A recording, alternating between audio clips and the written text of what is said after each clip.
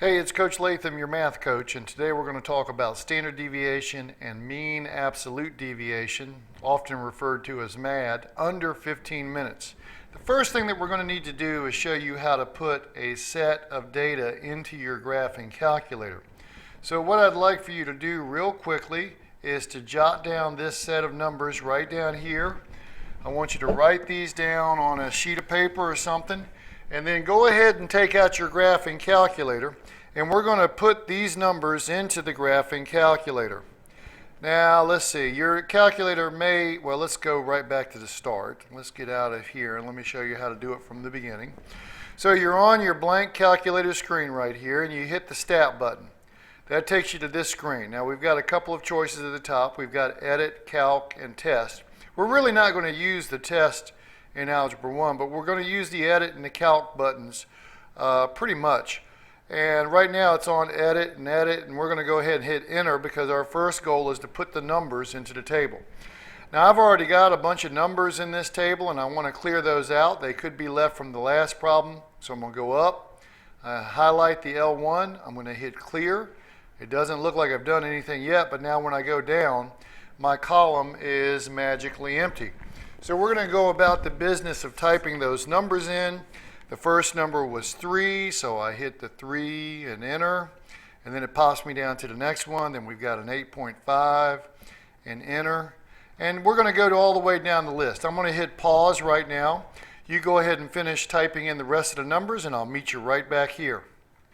All right, I'm back now. I have typed in all my numbers on the list. I double checked it to make sure that I didn't make any careless mistakes. So now I'm ready to let the calculator do some work for me. I'll hit the Stat button again.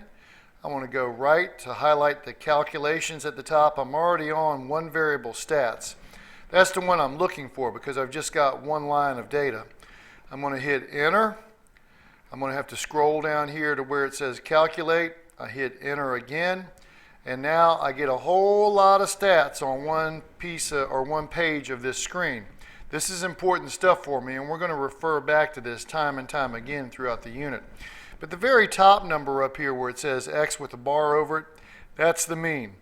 So this is the mean that we would find for this data set. That's what the calculator got when it added them all up and divided by how many they were. If I scroll down a little bit, I get to the median. That's the number in the middle. Since this one had 10 numbers in the data set, that's actually the average of the middle two numbers. But anyway, this gives you an idea of how to put the information into the calculator. Now let's talk about a subject that's a little bit difficult to understand. We'll try and make it as clean as possible. But standard deviation is the most common method to measure how much a set of scores are spread out or dispersed.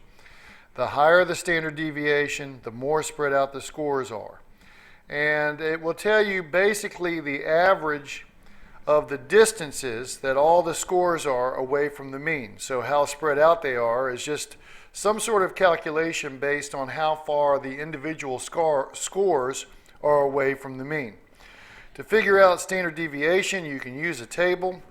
And to make things a little bit easier, we're going to say that standard deviation comes in two different flavors. One, if you have data from a population, and one if you just have data from a small sample. We're going to have a little bit more leniency towards developing a standard deviation if it's a sample set as opposed to knowing a population set of data. This is actually going to be easier when we work it out than it sounds right now. What's not easy is the way that standard deviation was worked out back when I was in high school in the 70s, because we didn't have graphing calculators. So what I've done here is I've listed all of our individual scores going down this list. These are the scores that we just put in the calculator.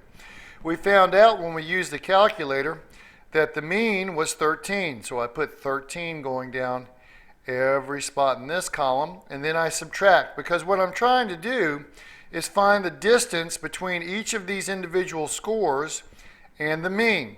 So when I subtract, I get a list of numbers right here. Now you all know from math throughout the years that distance is not allowed to be negative. There's no such thing as a negative distance. So in order to make all the numbers in here positive, the method used is that we're squaring these numbers.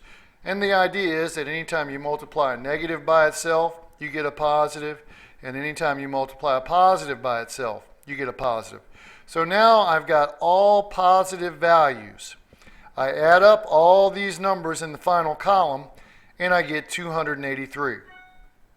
Now, I already told you that there's a difference between when it's a standard deviation for a sample and when it's a standard deviation for a population.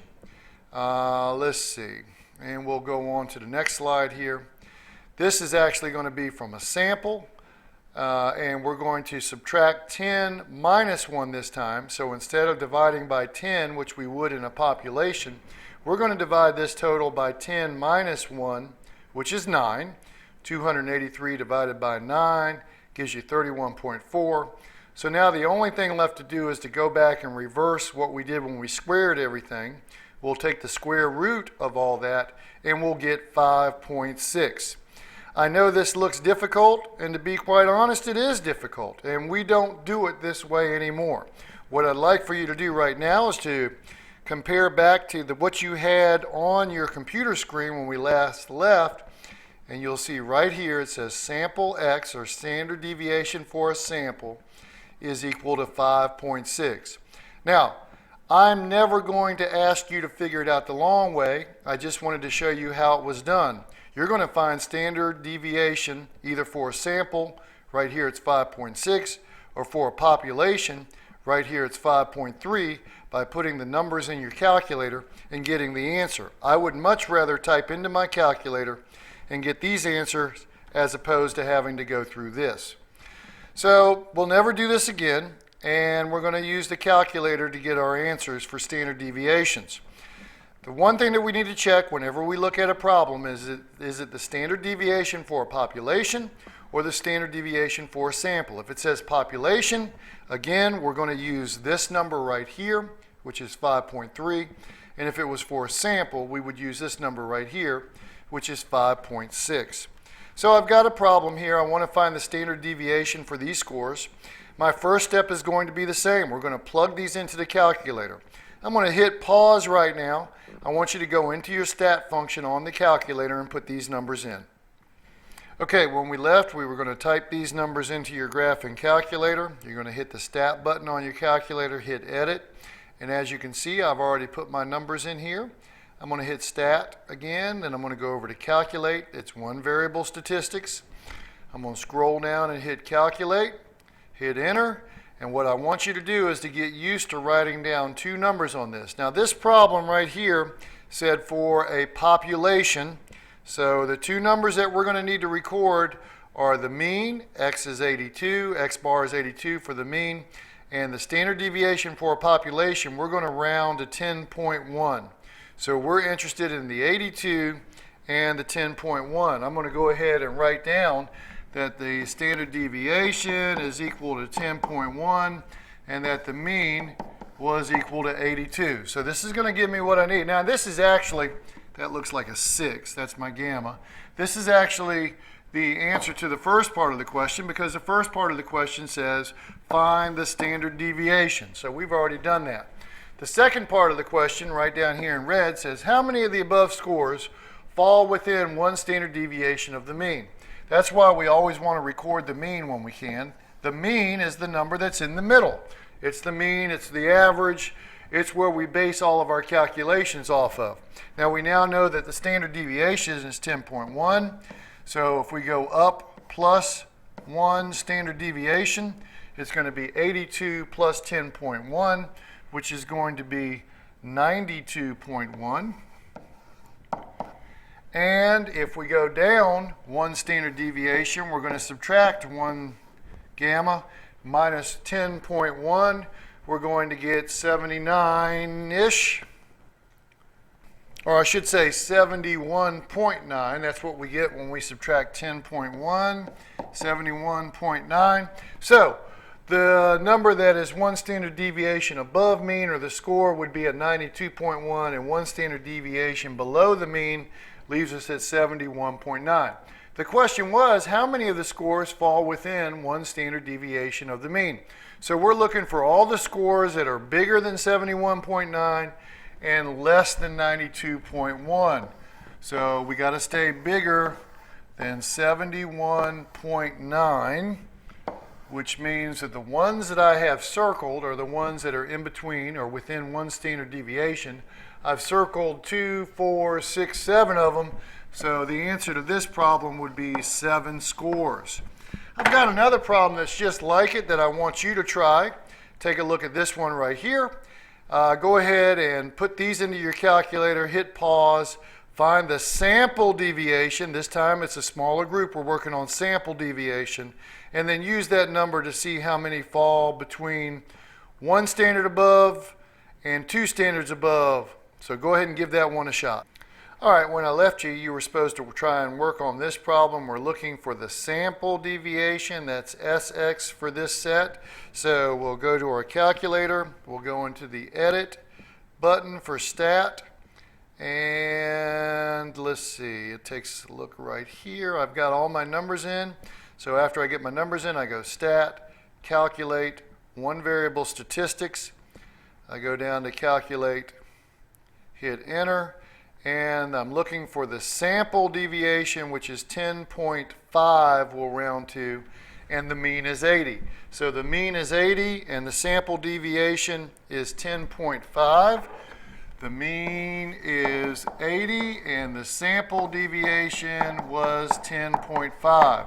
Well, this is actually the answer to the first question because it says, find the sample deviation. The second part of the question says how many of the above scores fall between 1 and 2 standard deviations above the mean. So for this one, the mean is 80. If we go up 1 gamma, that's going to be 80 plus 10.5, which is going to be 90.5. If we go up another gamma, we're going to add another 10.5, and that's going to give us 101. So we're interested in knowing how many of the scores fall between 90.5 and 101. Well, we don't have any scores that are going to fall in between it. 90 is not quite big enough, so the answer would be 0 scores. Now, briefly, I want to move into another type of calculation. This has all been about the standard deviation. There's also a mean absolute deviation. Now, the main difference between the mean absolute deviation and the standard deviation is all in the last step. When we were doing standard deviation, we took these numbers that we had in this column and we squared them, and that made them all positive. And then, of course, we had to come back and take the square root at some point.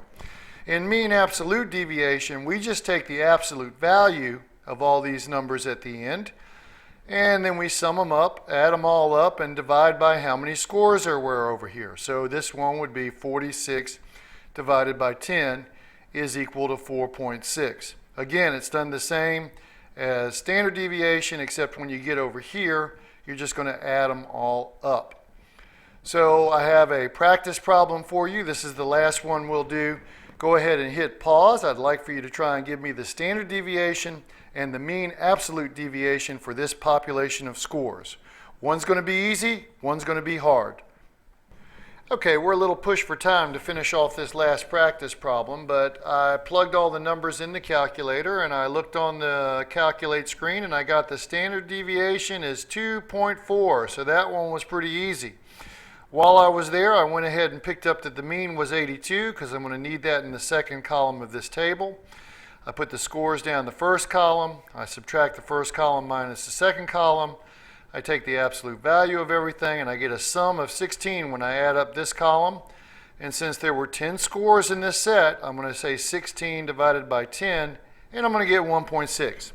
So you can see here that we have two different answers, but they're both kind of in the same ballpark, that the standard deviation for this set of numbers is 2.4, and the mean absolute deviation for this set of numbers is 1.6. These are two different ways that you can use to measure dispersion or how far scores are spread out in a data set. Now make sure you tune in for our next video. We're going to talk about z-scores. That should be the next one you watch, and we'll see you when you get back. Keep studying and do great in math.